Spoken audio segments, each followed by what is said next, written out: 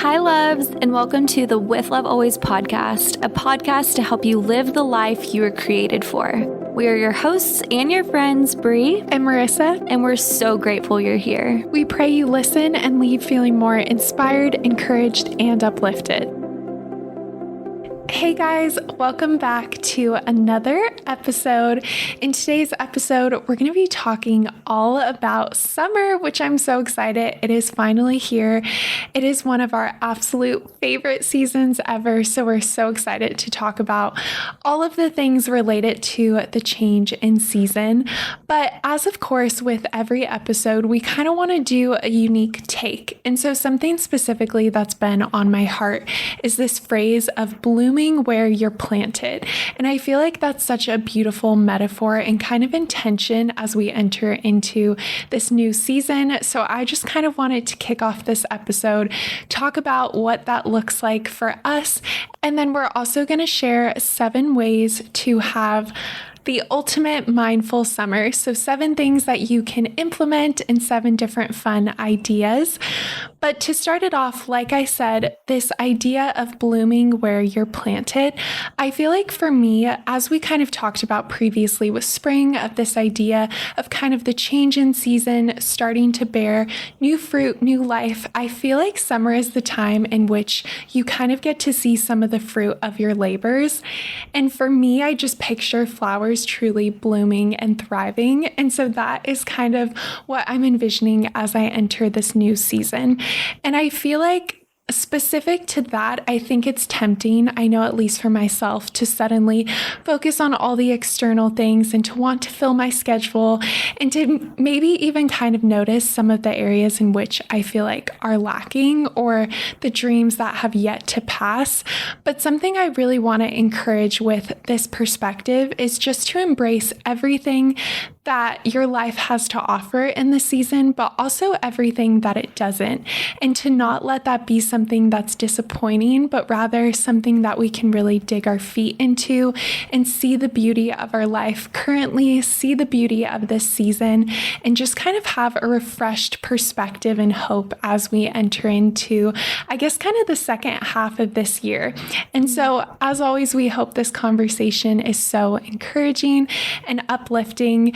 And I just want to read a passage that has really been something I've been rooting myself in lately. And I feel like something that God has really been reminding me of and honestly kind of inspired this whole conversation.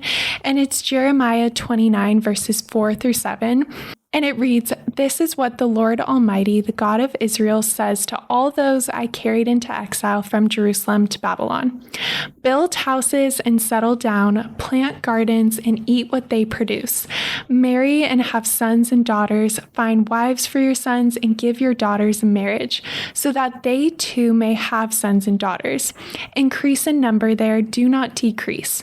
Also seek the peace and prosperity of the city to which I have carried you into exile. Pray to the Lord for it, because if it prospers, you too will prosper." And I loved that because I think something we talk about a lot on this podcast is how when you're in your 20s, a lot of times you're waiting on something. There's a lot of change. You're waiting to find your dream job. You're waiting to find the great spouse that you've been praying for. You're waiting to move to the area that you want to settle down roots. And it can be really easy to just be so focused on the future that we forget to just sink down and understand and embrace the purpose of the season that we're currently in. And so I love how even just these metaphors of planting gardens, that's something I've been thinking about, of how can I treat this place, this home, even though it's not a home we own and a place that we don't see ourselves in forever. How can we treat it as if we were going to build a family here, we were going to retire here? How can I view my life with that sense of permanence so that I'm actually investing 100% of myself into this season? So that's kind of how I wanted to frame this episode. I don't know if you have any thoughts on that. I do. I just think too, like even with the significance of summer, I think summer is a time of the year that from a very young age we're programmed to look forward to. And even into our adulthood, we get so excited for, like, it's summer, the weather is beautiful, it's time to be on the water, whether you live by an ocean, a lake, or, just time to be outside, all these beautiful, wonderful things that we associate summer with. But I do think, and I'm so grateful that we're having this conversation, that there can be this subconscious pressure that the significance of the season of summer has to, involve a schedule full of things, or has to have an outcome of your life that is this beautiful picture perfect thing. And I think the reality is we sometimes put pressure on ourselves in, what we're filling our days with over the summer, but also in where we expect ourselves to be halfway through a new calendar year. And I love what you said because, and we'll dive into this so much deeper, but I was just talking with a friend this week, even about just not forecasting ahead of what needs to change or what you're expecting or what you're hoping for or what you're longing for, but really being so present with where you are at in this very moment. And I essentially was encouraging this friend. I was like, whatever you do, even if you know that your circumstances are going to change a month from now, 6 months from now, a year from now, don't have an exit strategy for your life. Be so present with where you are right now and plant those seeds and water that grass and watch what is still intended to bloom right here, right now. Even if there's things in your life that feel absent, even if you feel like your summer isn't going to look or align with someone else's summer, even if it's whether it's your schedule and your plans or whether it's the depths of your heart and longings and desires that are going unfulfilled, there is still beauty for you to experience right now in this season of your life, also this season of weather and beauty that's to come. And so we pray, into this perspective today that, whether you are receiving this conversation from a season of life standpoint, or you're truly just merely wanting to know how to have a more full summer, like in regards to experience, then we are so here to just offer that to you and really make it so simple. Like, you don't need to have, and if you do, praise God, but you don't need to have a European vacation on the books. Like, you don't need you don't need to live by the ocean. You don't need all these things in order to have a fruitful, beautiful, mindful summer. So we want to encourage that today. We want to encourage ourselves in that today, because I know I can feel the pressure of, expectancy of like, I need to have the best summer ever. It's like, well, the best summer ever doesn't have to equate to a full schedule. It can it can equate to beautiful inward growth and reframing of my mind. And so we're so excited to talk about this. And as always, literally encourage ourselves in the process, because we always need these conversations as much as we love to share them with you. So let's talk about summer. Yeah, that was so beautifully said. And that kind of takes us into our 7 steps, our 7 different ways to truly have a mindful summer. Honestly, a lot of these are a bit more on the lighthearted side, but we just wanted to make them things that anyone can embrace and apply to their lives. So hopefully they're just kind of fun and encouraging, and I think even just might spark some new ideas and creativity. So why don't you kick us off with number 1? Yes. And like I said, even in the intro, it's like these can all be so lighthearted, and they can be received for as light as they are, but they can also be a mirror and symbolize something so deeper in the depths of like your soul and your spirit. So receive what you will and receive what you need to receive. And whichever perspective you're coming in, whether it's both or one or the other, once again, I hope that it's really encouraging for you guys. But the first kind of point or encouragement that we have in just experiencing a really mindful, beautiful, abundant summer is to truly focus on exploration and experience versus just entertainment. And I think, kind of like I mentioned in the intro, when we think of summer, we think of grand vacations, we think of grandiose moments, we think of beautiful things like going to concerts or doing XYZ, like having things in the calendar that we are so eager and so excited to look forward to. And while summer is definitely composed of moments such as that, I think sometimes, at least for myself, I found myself even this week getting so lost in looking at my calendar and being like, right now things are blank. And I was by association assuming that because I don't have a concert to look forward to, a trip to look forward to, a piece of entertainment, something that's in the calendar, something that I bought, whatever it is to look forward to, that my summer as of this present moment is absent of anything abundant. And that is just so not the case. And that is where we want to encourage that while we, of course, want you guys to pursue the entertainment that fills your heart and soul this summer, if your summer is not looking like it's full of those things, that there is still a beauty to be found in simply the exploration of your life. And this is going to be a tangible example as well that I actually experienced this actually yesterday. Today is a Saturday when we're recording. Yesterday was a Friday night. And I had plans to go and be a +1 to a friend's work party event thing. And for whatever reason, my heart was just not in it. I did not have the capacity to want to go show up. And when I said no and declined, my first thought immediately was oh my gosh, I'm being so lame. Literally, I'm not having a abundant summer. I'm not filling my Friday night with entertainment. And then God really reminded me of that Friday night, yesterday night, I had the opportunity to explore with God. I had the opportunity to explore my neighborhood that I've walked 1,000 times. I had the opportunity to explore the evening walk route that I always go down. And I realized in that moment that though I exchanged entertainment for exploration, that was actually the very thing that filled me up. And so I had what seemed to be a seemingly boring night to some people, where I just spent alone time by myself. I went on an evening walk. I watched the sunset. I was in bed by 9:30. And though that could seem so unassuming, and though that could seem so not significant, truly the reality is more than the entertainment, more than the notoriety of what my Friday night was or wasn't, it was the fact that that is what actually filled my soul. And it was that joy walking through my neighborhood and just having new eyes for actually literally seeing the flowers blossom in my neighborhood, and just having a moment to myself where, because I was giving my soul what it actually needed, I was just so much more in awe of my neighborhood. I was so much more in awe of the same streets that I walked down, and I noticed new things about the people that were walking by, and I noticed new things about, the sunset that night. And it was just one of those moments that reminded me, truly in the silence of myself, that is what is important. Those are the moments that mark a beautiful day, a beautiful evening, a beautiful summer. It's not arriving to Monday and being yeah, I had a boring week and I did nothing. Just because you didn't have any significant plans doesn't mean that you did nothing. That filled my soul and that filled my spirit. And I share that to also encourage you guys. It's don't associate a empty schedule or a lack of entertainment with a lack of beauty. There's so much abundance I experienced last night that I could not have experienced had I dressed up, gone out, went to this event, met people, had a glass of wine. Those are wonderful things too, don't get me wrong, but that's not what my soul needed.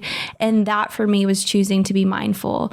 And so that can represent and take place in so many different ways in your life specifically. But I just cannot harp enough that just because you have no plans doesn't mean that there isn't abundance to be found in that day, in that week, or in the season of summer. Ooh, I love that example. That's so good. And that takes us to number 2, which at first, I do feel like this sounds like it could be a little in opposition to point 1, but I do want to unpack it, and that is to create a summer bucket list. And before you instantly picture that perfect Pinterest bucket list with all of these gorgeous photo op moments, absolutely there. I am someone who loves doing Pinterest-esque activities. I think that's so fun. But I really want to encourage us. The reason why I think a bucket list is powerful is because it allows you to really be intentional with your time. And it allows summer to not just pass by and for you to look back and think, okay, my schedule is so full, but what did I actually do? Like, what are the moments and memories that I'm actually going to like dwell on and really like have impact to me? And so I would just challenge us all, and I'm in the process of building one out right now, to really just think beyond the typical activities or typical things we could fill it with. There are definitely fun things where like having a backyard movie night, like with a projector and having friends over. Doing things like that is so fun. And I think it gets us out of our normal kind of like daily rhythms and habits. And so I think summer is the perfect time to just mix things up a bit. But I also want us to just think beyond at least something like for me that I found is I can be very me focused when I'm planning things, to even just take a second to look around and think, how can I like be a blessing to someone else this summer? Like, how can I don't know, practice generosity or like pursue a new friendship and be very intentional, or even just how can I learn new things and continue to grow and evolve? I think those things are all great things to have on a bucket list. And also, again, just kind of challenge us from going about kind of the status quo in daily life that happens. I think it allows us to be really proactive. But a few things I wanted to mention that are currently on mine. One of them I've been wanting to do forever, which is just to start a book club. I love reading. That's so cute. And I think it's just an intentional way to encourage friends to do the same and hear their perspectives, and even just add a little bit of spark to hanging out. Like, I love hanging out and having combos with my friends, but I think even just being intentional in that way is fun. The next one, which is pretty Pinteresty, is to rent a bike and bike to a local coffee shop or a farmer's market.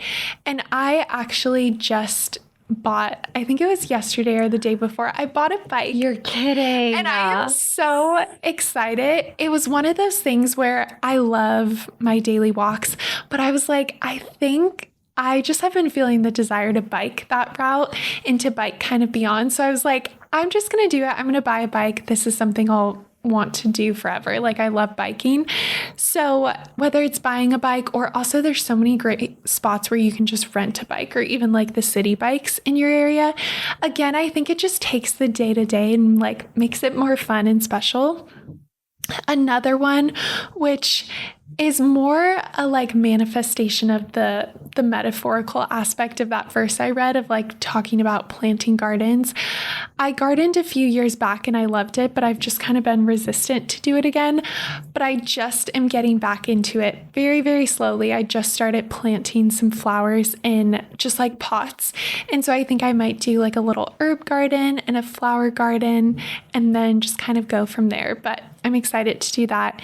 The last one, which is so random, and I need to research a bit more, but I was reading some book and they were talking about like visiting local monasteries.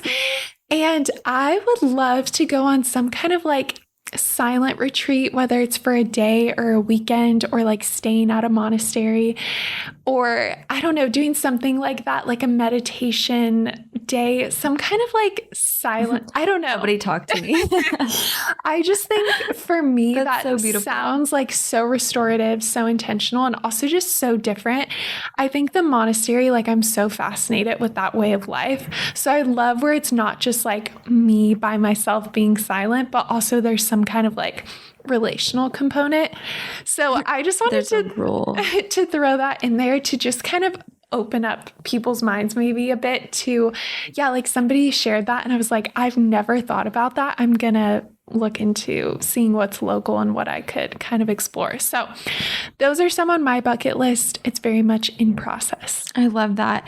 You know, something I was thinking about as you were speaking, I think about for myself, like how many times I hear about like a food place or like a restaurant or the best like breakfast burrito. And I'm always like, oh, I want to try that. That's actually something that I'm doing this summer, is like creating a bucket list of like places I want to go and eat. Maybe that's a me thing. I love a food bucket list. I just love doing that kind of stuff so much, but it's not even necessarily like nice restaurants. It's like where I can try the best street taco or street burrito or like whatever it is.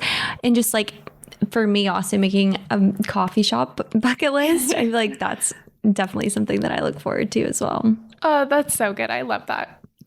So for the third one, it is to be creative and to nurture your inner child and truly just to give yourself space to play.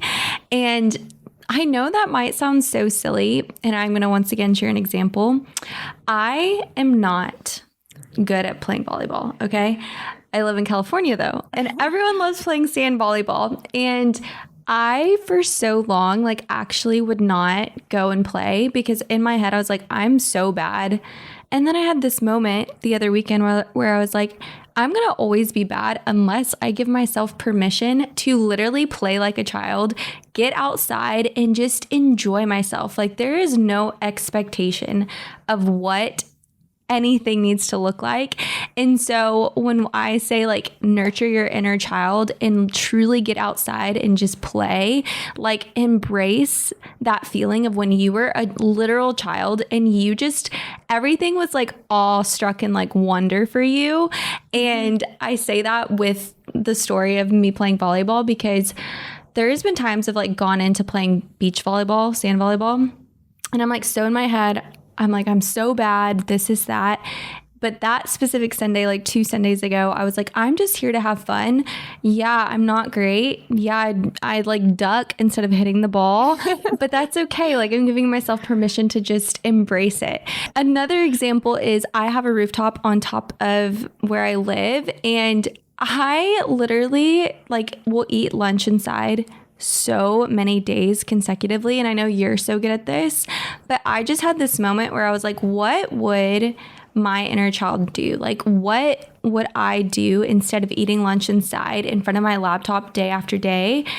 What would actually embrace a new like side of me and also just like open myself up to a new experience? And as simple as it sounds, literally having to switch my mind to be more intentional of like, I'm going to intentionally eat my lunch outside. I'm going to intentionally receive sunlight for 20 minutes every single day. And I know that sounds so maybe, of course, obvious to some, but how often do we actually look at things that we want to do and look at them as like an inconvenience? Like I think about even eating lunch outside. Sometimes I just look at that as an inconvenience because I want to keep working.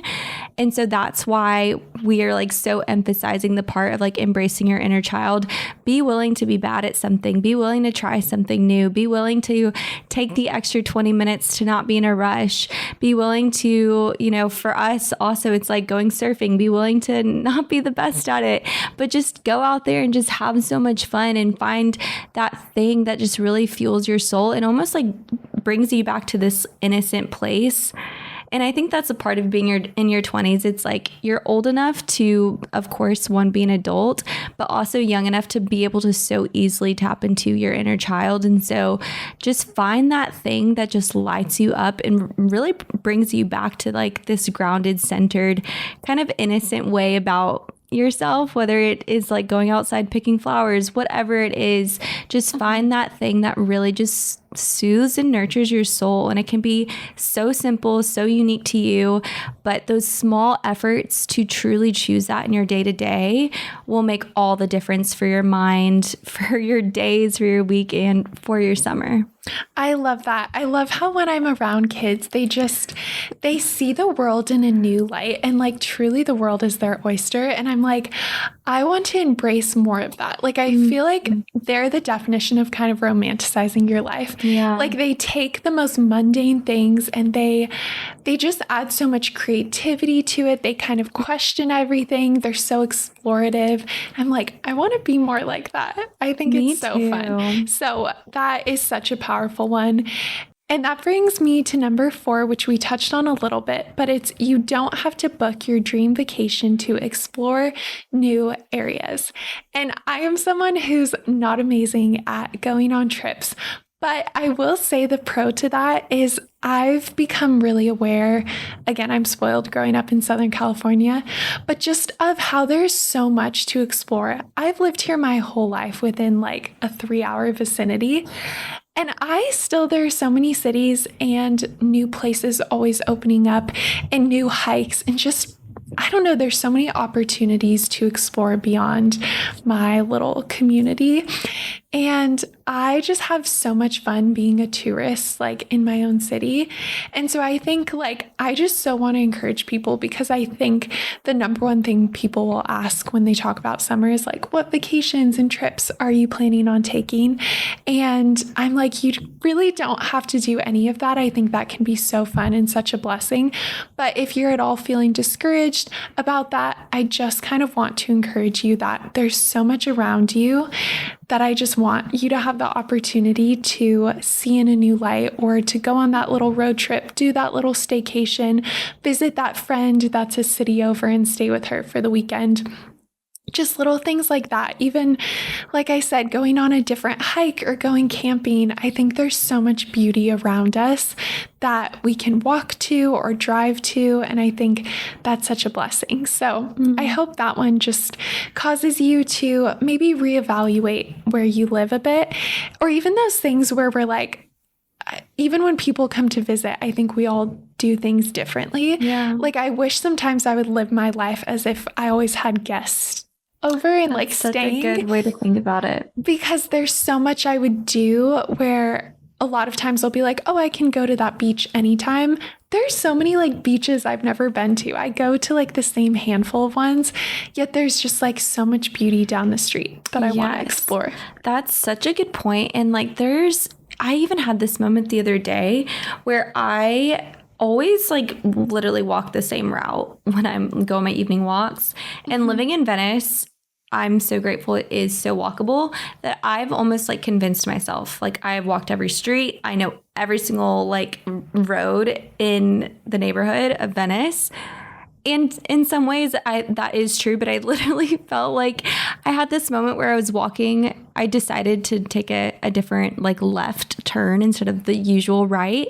And I turned down a street and I was like, how have I been so caught up in my routine that I've never turned down this one specific street that's literally one street over than where I typically always go? And I share that to just remind you guys, like sometimes it's literally taking your eyes off of the routine that you've been in, the coffee shop you're going to, the beach you're going to, the roads you're walking down, and just deciding, you know what, I'm going to take one street over.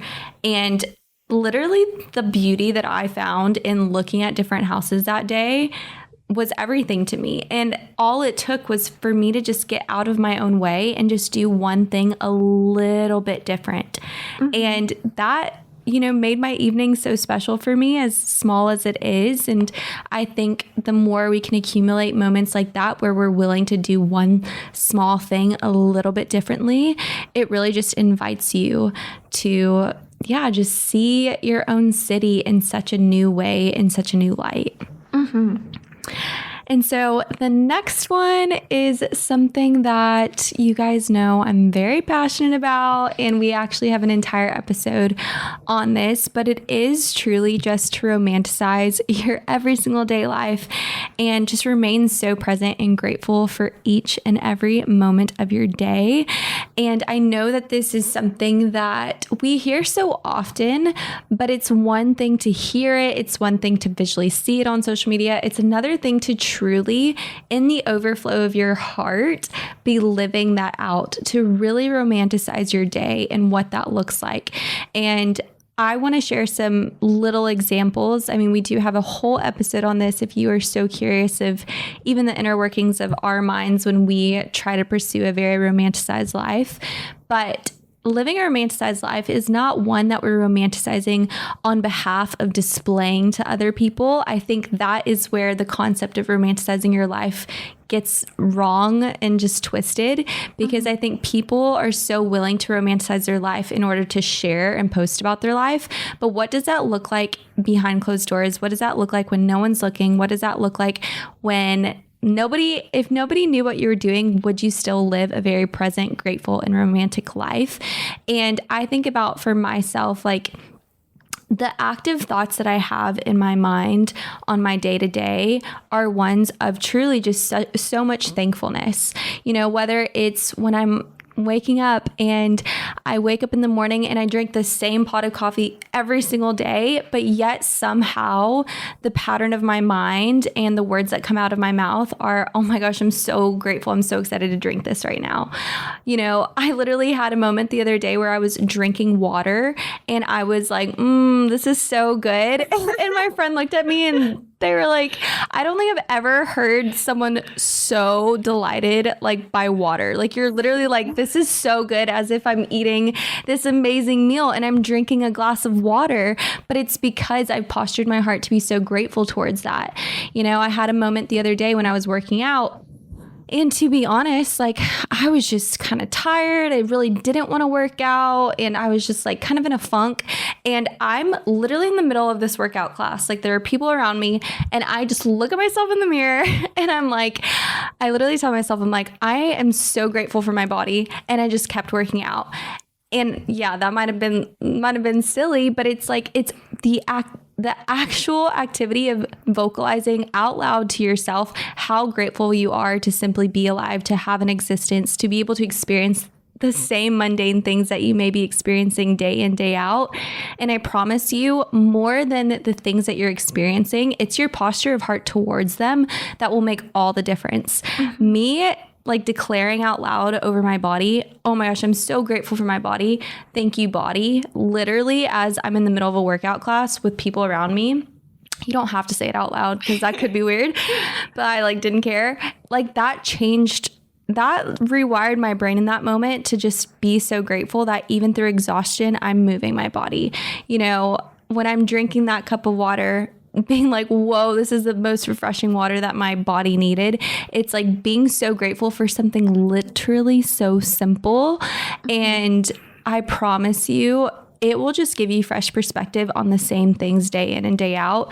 And it's so hard to articulate, but I'm confident that if you've experienced that joy in your heart, you know that it's a joy that literally surpasses all understanding, all comprehension, all words. But when you start feeling that joy in your life for the very little tiny things, like that perspective and that outlook just overflows into every other area of your life. Like you can't help but feel the abundance of your life, no matter how grand or how small things are, when you are truly romanticizing things and you feel truly grateful for every single thing.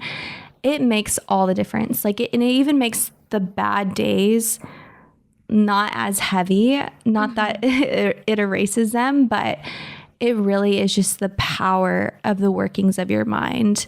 So cannot harp on that enough.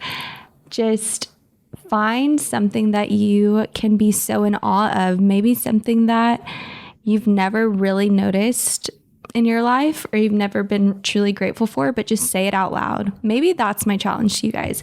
Say it out loud. If you say it in your head, try saying it out loud, because that also changes the atmosphere of your brain, of your mind, your environment, all that sort of good stuff. And also it changes the people around you, because I've started doing that because you are so good at I think a lot of us think we're super grateful, but we're not always taking the time to actually say it. And you'll say it and express it. And I feel like I've started doing that. Aww. And it really does change those around you, because I even notice when I'm saying things to my husband of I am so grateful that I slept well. I'm so grateful. It's a beautiful day. I am so grateful to be eating food right now. It can kind of almost surprise people, but then they're like, you're right. I'm so grateful. That is so nice. And then it totally shifts the atmosphere. And then gratitude is kind of it's kind of addictive, and it also is kind of a snowball where then you start thinking of all these other things you're grateful for. And then it's just joy is such a fun byproduct. So gratitude is a superpower that I think is underutilized for sure. Okay, that brings us to number 6, which is my very essence that I tell everyone. We all know I'm a bit anti-technology, but it is to swap screen time for green time. And that is because summer is one of the best seasons ever, and it's so short. And I do not want you guys to miss a single day that you could just be present and be enjoying the beautiful weather and just be enjoying be enjoying just all of the beauty around you. And I think social media, TVs, screens, all of that, I absolutely get that we have to use them for a lot of different things. But if you don't have to be on them, let's just not. I would say try it for a week, try it for a month, go on a social media cleanse for the month of June or July. You will have an abundance of free time that you can use towards so many fun things that you can do in this season. I just cannot recommend it enough. I am such a proponent of less screen time, trying a digital cleanse. I just really think it truly just is the best thing ever. And I feel like you can go back afterwards and use technology in a much more mindful way. And I think the biggest thing of why I'm so passionate about it is just because I feel like it is the thief of so much of our limited time. And so if we only have an hour that day to do something life-giving and we just scroll it away by accident, I feel like that is such a thief of our valuable time. And so I just want you guys to have time back this summer to truly enjoy it and do and embrace all of these things we're talking about. So if I can encourage anything, it's to ditch that phone this summer if you can. Yeah. I need to do that. I need to do that. I mean, I even think about it's just the reality of the world we live in. Like you said, it's like you have one free hour, you blink, you've been scrolling on Instagram for an hour. Yeah. There is no feeling worse in the world. There's no feeling worse in the world. I literally despise that feeling so much, even as someone who does love being on social media so much. Despise that feeling. And I even want to encourage too, this is something that just came to mind, is I so often hear friends express anxiousness that they feel with social media. And I think too, and this is kind of a side note, but if you are feeling anxious or you feel like you have something to prove, or you feel like you feel the pressures to display what your summer is looking like, that is your greatest sign. Get off of social media, literally get off. And I even use that for myself, on the day-to-day metric and basis. If sharing and posting on social media feels like an overflow right now, I will share it. But it's not because I have something to prove. I'm not trying to prove to people my life is a beautiful type of way. If I feel motivated to invite people into a beautiful moment, or I see a beautiful thing, or whatever it is, that is an invitation. But if I'm doing it because I feel the pressures to share and display or portray a certain way about my life, don't post on social media that day. Don't even be on social media that day, because it just leads to such a destructive mindset. Yeah. And I know that's easier said than done, but yeah, that's where it's the mindfulness around social media. We got to have more of it. Yeah, that's a really good indicator.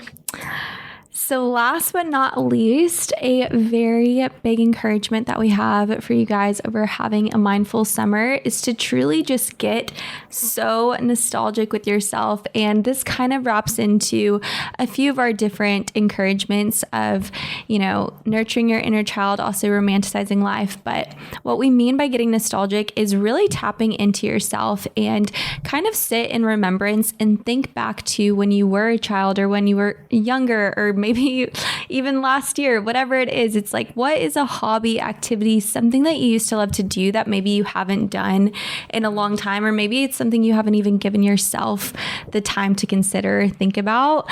And a few examples of that could be going berry picking. I know that's something that Marissa did. You went to a strawberry farm, right? Oh yeah, I did. What I was thinking of was when I was growing up, every summer, my mom's side of the family lived in Wisconsin. And so we would do certain Midwest activities. I love that. And they had actually a raspberry garden in their backyard. That was massive. So every morning we'd get up, we'd pick fresh raspberries, and then we'd put them in our cereal and we'd bake with them. Oh my gosh. And it was divine. That sounds so tasty right now. That made me so hungry. So good. My mouth is watering. Yeah. But going berry picking, I could not tell you the last time I've done that. I could not tell you, literally probably since my childhood. Is that available to me in California? Yes. Mind blown. Why haven't I done that? roller skating, or, I mean, I know I have some friends who roller skate and they roller skate down the boardwalk here in LA. And it's something that I used to do as a kid, but in my adult brain, I'm like suddenly scared I'm going to get hurt, which is valid. But like, something worth trying, like just tapping into that part of yourself. Firefly catching. I was the queen of having my firefly by my bed. Like I would literally catch them in my backyard and then I'd put them in a jar and then I'd keep them by my bed. So if you have fireflies, why don't you try that? Who needs a pet when you can just catch it? I would literally catch it and it'd be like my little nightlight until like, I don't know if they like die. That sounds so magical. It's like so sad now that I think about it. But me saying if they die and you're like, that's so magical, but to the fireflies. I think we would always just catch them and then instantly release. No, I would keep them in a jar. That sounds magical. I would keep it in like a little mason jar. Making homemade lemonade. Oh my gosh, I love lemonade so much. And I have not done this in years. How simple is it? It's probably so simple. You so easy. Squeeze some lemons. But that's like literally what I'm encouraging, or what we're encouraging. It's like, get nostalgic. All these things that we think about that like were the framework of our childhood or, years growing up, whatever it may be. It's like, how often are we just not doing those things when it's still just as accessible to us as an adult? We're just not doing it. Petition to have adults do lemonade stands. Yeah. Another one is having a water balloon fight. Oh my gosh. I used to love doing this. Why is this not a thing? When I wrote that down, I was like, why have I not, like I could almost smell the smell of the balloons as popping. Fill them up. I'm like, that was the epitome of summer. Or like water gun fights. Oh my gosh. Those used to be so fun. And I can't even tell you the last time I touched a water gun. I mean, that sounds really intense, but like water. Or like a bubble gun. I loved those. Oh yeah. Oh my gosh, bubbles. Why don't we blow bubbles more? I don't know. Someone tell me why. Coloring in a coloring book. The way that I actually feel like that would be so therapeutic for my life right now. I would love that. I feel like it would make me so happy. I, as a kid, loved coloring and I also loved painting. And that's something that, I mean, I wasn't a good painter. I wasn't like stressed out about what I was painting. I literally just take watercolors and I would just do this, which didn't we all? Like just like take a paintbrush to literal paper and just paint. And it's so simple, but the way that sounds so therapeutic literally is like something that I want to actually deeply consider. And so, yeah, just thinking back, like what is something that you love to do as a kid and how can you revive that and bring those feelings, sensations, a sense of calm, sense of childlike innocence, sense of romance for life and bring that into your summer. And I know even like saying this out loud, like these are all things that I have not done and I want to intentionally do and make time for. And I think with all these things, it's easy to allow our schedules to tell us what our time has to consist of, or allow these really big moments, entertainment, whatever, to tell us what our summer is going to look like. But we also have to invite and carve out time to be mindful and to create these little experiences that are actually going to make our summer so, so sweet. And so I'm excited and I'm encouraged after talking about all this. I'm so excited. And that, just to final conclusion, put a little pin in this conversation, is we just hope you guys have such a beautiful, restful, restorative summer. Again, you don't have to have anything exciting or any magical thing or trip planned. You truly can just have the best summer right where you're at. And also, I just want to speak over us all that, especially as women, like it is in our nature to bloom and flourish. And that is truly something we all deserve. So I think just reminding yourself, like, this season, you were made, and whatever that looks like for you, you were designed by God to bloom and to flourish and to produce beautiful things in your life. And so if nothing else, I hope that encourages you. And this is a fun combo today. This was a fun combo. I'm excited for summer. Okay, you guys, for this week's Love Notes, wanted to do just a little bit of a life update, just kind of share some of the things that are currently happening in our lives. So Bree just got back from Big Sur.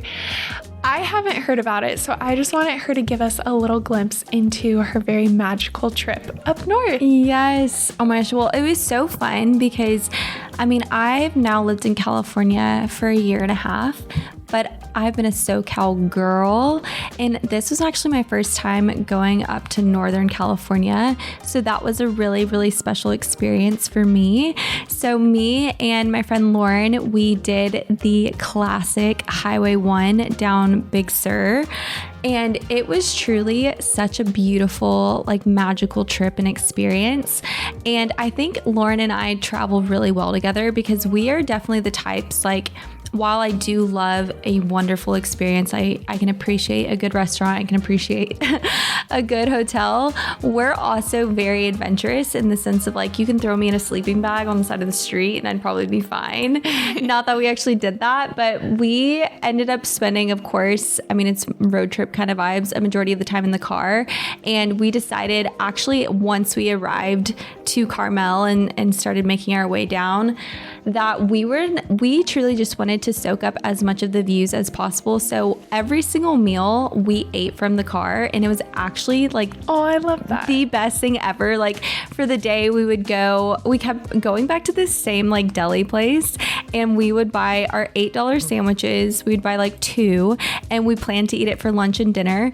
And the road trip itself was, like, so beautiful. I mean, I feel so grateful to live in California, but seeing some of the views along the coast, I was like, this is comparative to some of the most beautiful views I've seen even in Europe. Like, yeah, it blew me away. It was so stunning. And truly, like, the whole time I would, like, tell Lauren, I'd be like, I'm gonna cry. And she was like, why? And I was like, this is the most beautiful thing I've ever seen. Like, it was so beautiful. I literally would get teary-eyed, and I would, like, so many moments throughout the trip would just look out the window and I would just be like, thank you, Jesus, like, over and over again. Because I couldn't believe how special and how beautiful this world is, but specifically the California coast. Like, it was so special. I told Lauren at the beginning of the trip, which I didn't really realize this was, like, prophetic until it happened, but I literally told her, I was like, I don't know why, but I just, like, see us in a beautiful field of tall wildflowers and, like, walking through the wildflowers. And Lauren has actually done Big Sur 2 other times before. And anyways, it was our second day when we were road tripping, and we pulled off to the side of the road to, like, go have dinner, like, literally on, like, the side of, like, a drop-off cliff, like, with the view of the ocean. And as we're walking down, we are, like, walking through flowers that are, like, taller than us. And Lauren looks at me and she goes, Bree, you said that you saw this moment. And it was in that moment that I was like, oh my gosh, yeah. Like, I had such a clear image in my head of that very moment. And what was so sweet was Lauren told me, she was like, you know, when you said that, I didn't really think much of it because I've done Big Sur before. And honestly, I never really saw a field of flowers. But walking through this field of flowers, like, this is the first time in all the years I've done Big Sur that I've seen a moment like this. And she was like, you literally declared that that would happen. And so that was really special and was just so God. And yeah, it was just magical. Oh my gosh, I, like, want to get in my car and drive right now. It's so beautiful. That is so fun. Oh my goodness. Okay, well, my little update, I'll keep this really short, but as you guys know, we love to keep you updated on our surf journey. Yeah. And we took a too long hiatus. It was, honestly, I was scared that I may not ever get back in the water and surf. And I finally did it yesterday, and the water was ice cold, and it was so worth it. I was smiling ear to ear. I was so excited. The waves were, like, non-existent, but I still had the best time ever. And it came back to me slowly but surely. By the end, I was like, okay, I think I remember how to do this. So today, after recording, we are going surfing, and I'm so excited. I cannot wait. I'm nervous. You officially came out of your hiatus. I haven't. Today is my day. So we'll see how this goes. Ready. I'm ready. I'm so stoked. Okay, that is our little summer update. We hope you guys, as always, loved this episode. We loved sharing it with you, and we will see you in our next one. Bye. Bye, guys. Thank you so much for listening. We pray this episode was encouraging and life-giving. If you found it valuable, please share it with a friend, leave a review, and subscribe. And be sure to follow us along over on Instagram at With Love Always Podcast. Signing off with all of our love always, Bree And Marissa.